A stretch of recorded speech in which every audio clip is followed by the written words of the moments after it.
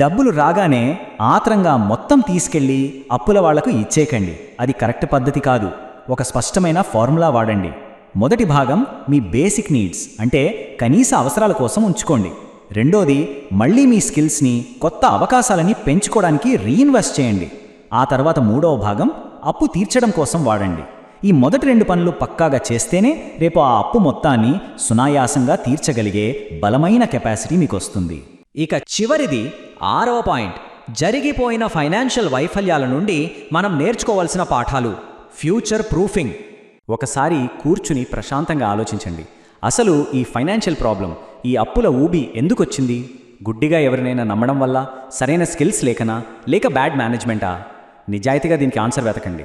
ఆ అసలు కారణాన్ని కనిపెట్టినప్పుడే అలాంటి తప్పు మళ్ళీ రిపీట్ కాకుండా మన ఫ్యూచర్ని మనం సేఫ్ చేసుకోగలం. నిజమైన ఫినాన్షియల్ ఫ్రీడమ్ అనేది ఎక్కడి నుంచో గాల్లోంచి రాదండి. నిరంతరం కొత్త విషయాలు నేర్చుకుంటూ ఉంటేనే వస్తుంది.